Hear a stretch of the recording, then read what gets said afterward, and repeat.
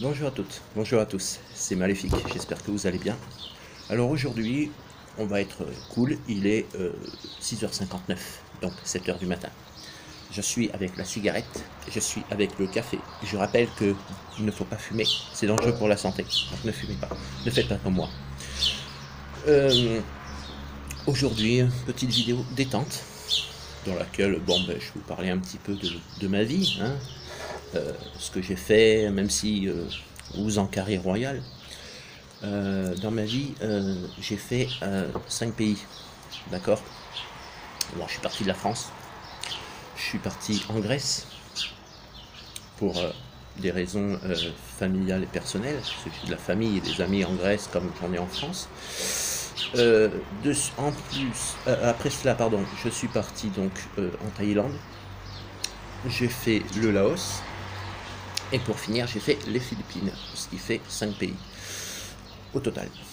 Alors, quand j'étais en France, quand j'étais en France, donc j'ai commencé ma vie, hein, comme tout le monde. J'ai fait des petits boulots en intérim. Donc, j'étais dans les travaux publics, après j'étais en usine, j'ai été dans les grandes surfaces, j'ai travaillé dans un supermarché, mise en rayon, etc. Et puis, lorsque j'ai perdu mon travail, parce que finalement j'ai trouvé un boulot dans un supermarché, j'étais en CDD puis en CDI, pour des raisons économiques, enfin pas vraiment économiques, on va dire de restructuration. Ils ont gardé les plus débiles, les plus idiots, entre guillemets, et ils ont viré les meilleurs. Bon, je dis pas que les gens qui travaillaient là-bas étaient tous idiots, hein, loin de là, mais bon, point de vue responsabilité, bon, certains étaient un peu à la rue. Donc, j'en ai eu marre, j'ai fait mes valises et puis je suis parti. Je suis parti en Thaïlande, je suis resté un an à peu près. Un an en Thaïlande, j'ai rencontré des gens, donc j'y suis allé à la base pour des vacances lucratives, puisque ça m'a permis un petit peu d'être en Thaïlande, de visiter les choses, de rencontrer des gens, la langue, tout ça, j'ai travaillé un petit peu. Et puis ensuite, qu'est-ce que j'ai fait d'autre? J'ai été au Laos, puisque la Thaïlande et le Laos sont des pays frontaliers. Au Laos, qu'est-ce que j'ai fait? Pareil, j'ai visité, j'ai travaillé, j'ai appris la langue. Bon, la langue, le Laos et puis le Thaï, c'est à peu près la même langue, hein. Donc, je vous le dis, au passage, si vous pouvez parler quelques mots en Thaï, vous allez à Vientiane, la capitale du Laos, on vous comprendra. Ensuite, alors, le petit avantage, entre guillemets, alors ça c'était pas mal, c'est la première fois que je voyais ça, c'est que normalement, deux pays qui sont différents ont une monnaie différente. Donc jusqu'à là, pas de problème. Seulement quand vous allez à Vientiane au Laos, figurez-vous que normalement au Laos, la monnaie nationale c'est le kip laotien, donc le kip, et en Thaïlande c'est le Thai baht, donc le baht. Et puis lorsque vous vous rendez au Laos, donc à Vientiane, si vous avez des bahts, vous pouvez payer avec des bahts Thaï au Laos. Alors ça c'est le truc, ça m'a fait rire. Alors, ce qui fait que quand on va à Vientiane, tu vas dans un hôtel, tu veux payer une nuit d'hôtel par exemple, les gars ils te regardent, ils disent, vous payez comment? En dollars? Ils disent, j'ai pas de dollars. Bon, mais vous pouvez payer, vous avez des bahts? Ouais, j'ai des bahts. Bon, alors ça fait tant en bahts, ça fait tant en dollars, et ça fait tant en laokip. Bon, écoute, quand t'as un peu de tout, tu fais moitié-moitié. Alors moi, il me restait quelques bahts, puisque j'arrivais de la Thaïlande. Il me restait quelques bahts, alors je leur dis, écoute, moi je te donne 100, comme 100 bahts, c'est tout ce qui me reste, et je paye le reste en kip. Parce que moi au début je savais pas qu'on pensait fallait faire le change et tout. Bon. Donc je me pointe là-bas.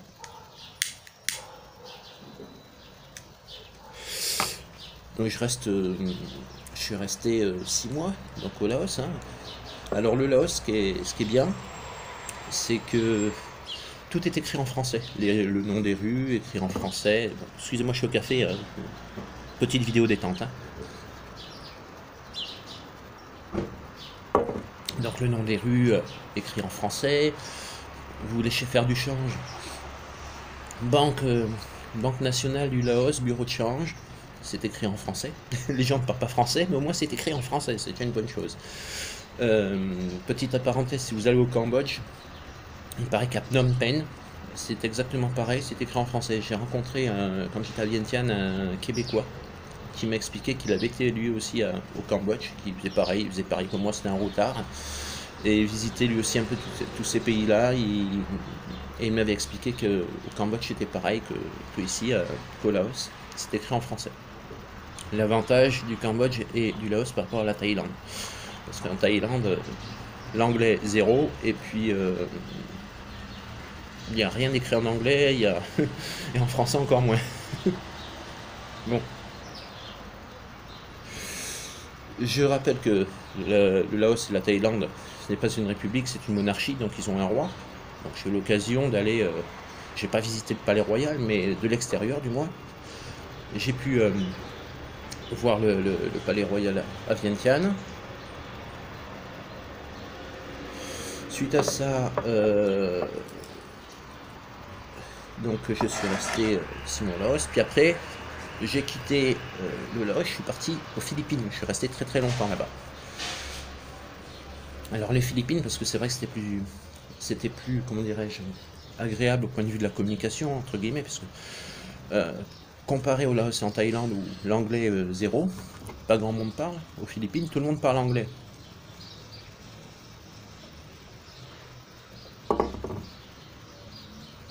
Excusez-moi, je suis au café. Hein. Donc là-bas aux Philippines tout le monde parle anglais, c'est la deuxième langue après le tagalog. Bon, puis après il y a plusieurs dialectes, il y a 850 dialectes je crois, hein, entre...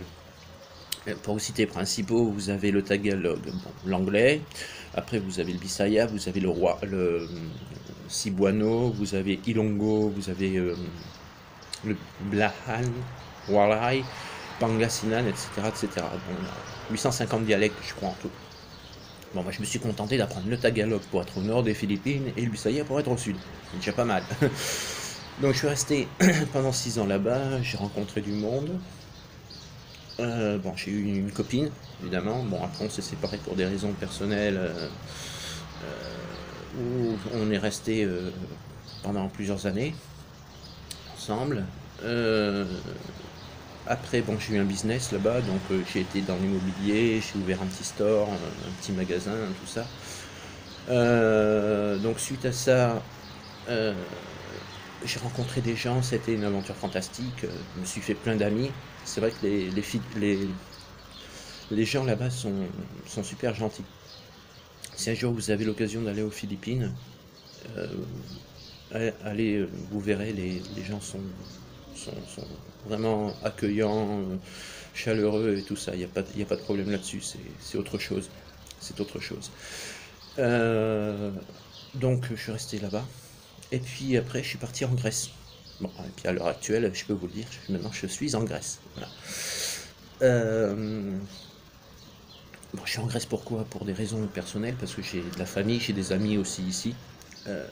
Donc je me suis posé en Grèce pendant quelques temps. Je prévois de revenir en France. Alors pourquoi? Parce que bon, à côté de ça, j'ai ma petite activité, hein, c'est-à-dire que je suis... puisque maintenant je peux quand même arriver à avoir un peu de temps libre pour moi, chose que je n'avais pas avant. Donc je profite de mon temps libre où j'essaie, parce que je ne me considère pas loin de là comme un penseur, comme un écrivain ou quoi que ce soit, mais je suis en train d'écrire une petite histoire où je prévois de faire une centaine de chapitres. Donc ce n'est pas ma biographie, hein. Je ne fais pas ma biographie, rassurez-vous, j'écris une petite histoire comme ça, différente, que j'avais envie d'écrire, une histoire imaginaire, n'importe quoi. Enfin, c'est pas n'importe quoi, mais enfin, je veux dire, qui n'a strictement rien à voir avec ma vie réelle. Donc je suis en train de l'écrire doucement, ça se fait un petit peu petit à petit tous les jours. Et puis donc je prévois de rentrer en France pour éventuellement faire publier mon bouquin. Voilà. Alors, aux Philippines, lorsque j'y étais, je vous parlais essentiellement de ça parce que c'est là où je suis resté le plus longtemps. Il y a souvent des tremblements de terre. Et croyez-moi, j'en ai eu. Le plus gros que j'ai eu, c'était de 7,2 à 4h30 du matin. Imaginez, j'étais encore dans le lit. Quand tu sens que ça bouge sous tes pieds et que tu vois la vaisselle qui tremble dans le placard, sur le coup tu paniques, tu te demandes qu'est-ce qui se passe, surtout que tu as la tête dans le cul. Alors tu te regardes, qu'est-ce que c'est? 4h30 du matin, je suis pas bourré quoi. Enfin bon, bref. Et puis, donc surtout que j'étais à l'étage, dans un immeuble à l'étage. Donc en restant calme, parce qu'il faut toujours rester calme lors d'un tremblement de terre, j'évacue, sachant que je mettais à peu près 1 minute le temps de descendre l'appartement, sortir de chez moi, prendre le couloir, descendre les escaliers pour aller à l'extérieur, je mets à peu près 1 minute. Le temps que je descende de l'immeuble, le tremblement de terre était fini. Heureusement. Heureusement dans un sens. Mais c'est impressionnant. Alors, si vous en avez, si vous êtes victime, on va dire, entre guillemets, de tremblement de terre, restez calme. Surtout, gardez votre sang-froid. Alors, si vous êtes seul, vous évacuez le plus rapidement possible en restant calme. Ne prenez pas d'ascenseur. Les escaliers, ne jamais prendre l'ascenseur. Évacuez dans le calme. Gardez votre sang-froid. Et si vous avez des enfants, prenez immédiatement vos enfants dans vos bras et allez vers la sortie la plus proche et trouvez un endroit, une place de parking, un terrain vague ou un endroit où il n'y a pas de danger pour pouvoir vous réfugier, attendre que cela passe. Là, il y a peu de bruit, désolé, ce sont les éboueurs. Hein. Ce sont les éboueurs qui sont en train de faire semblant de travailler. Donc, surtout, restez calme. Je ferai une petite vidéo pour vous donner quelques conseils par rapport à ça, si vous êtes victime d'un tremblement de terre pendant les vacances. Voilà. Ensuite, quoi vous dire d'autre? Actuellement, donc j'écris mon bouquin entre guillemets et je prévois de revenir en France. Je prévois de revenir en France pour faire éventuellement, ce que j'espère, publier mon histoire, faire publier mon bouquin. Donc composé de 100 chapitres. Voilà, je pense que je vous ai dit à peu près tout sur moi. Petite anecdote pour finir cette vidéo, qui était pas mal aussi. Alors, lorsque j'étais en France, il fallait, donc je travaillais donc en tant que réceptionniste, donc je travaillais dans un entrepôt. Il y avait on recevait de la carne et tout ça, on déchargeait les camions, on recevait la carne, on devait l'installer et puis la mettre en place. Seulement moi, je savais conduire l'engin élévateur, mais j'avais pas le permis. Alors, je suis mon responsable, je lui dis moi je sais bien conduire, mais j'ai pas le permis cariste. Oh, il me dit t'inquiète pas, il me dit suis-moi. Il me fait faire un tour l'engin élévateur, il me dit tu sais conduire? Et je lui dis oui quand même, oui. Et t'as le permis? Je lui dis ouais, je l'ai eu pendant un temps, ouais. Non, après je l'ai. Non, alors qu'en fait, moi j'ai pas été quelqu'un qui voulait dépenser 1000 € dans le permis, donc puis bon, après j'ai eu des raisons de santé qui ont fait que problème de vue, je peux pas, malheureusement je peux pas le passer parce que j'ai des problèmes de vue. Bon. Même avec des lentilles et même avec des lunettes, bon bref. Donc j'ai jamais pu passer mon permis. Mais bon, je savais conduire quand même. Et puis bon, il me dit tu sais conduire? Ouais. Donc il m'emmène sur le parking de l'entreprise, il me dit voilà, je te mets des obstacles, tu passes avec le chariot élévateur, machin, tu fais ci, tu fais ça. Bon, il fait faire un petit test au bout de 2 heures, machin. Il me dit bon, ben, c'est bien, tu te débrouilles bien, allez, c'est bon. Je te fais une autorisation interne à l'entreprise, tu peux conduire le chariot élévateur. Bon, c'était la petite anecdote marrante entre guillemets. Donc je me suis retrouvé en train de conduire le chariot élévateur. Voilà. Donc j'ai fait ça. Je suis resté 2-3 mois comme ça en tant que conducteur, réceptionniste, etc. Avec le chariot élévateur, machin. Et je te dis que j'y allais doucement. Hein, je prenais mon temps. Hein. Il y avait 20 palettes, mais je les faisais doucement. Au début, je faisais doucement. Bon, après, évidemment, hein, au bout de 6 mois, ton appareil, une fois que tu connais bien, que tu connais bien ton appareil, machin. Le tout, c'est quand vous passez votre permis cariste, c'est comme quand vous passez votre permis tout court, hein, en fait. Hein. Apprenez à bien connaître votre voiture, ou apprenez à bien connaître votre chariot élévateur. Quand vous connaissez bien la machine, vous savez comment est-ce qu'elle fonctionne, comment est-ce qu'elle répond, quand vous faites ci, quand vous tournez à gauche, à droite, quand vous allez tout droit, quand vous freinez, etc. Ça va tout seul. Donc au début, ouais, j'allais tout doucement. Tout doucement, pourquoi? Parce que pour des raisons de sécurité avant tout.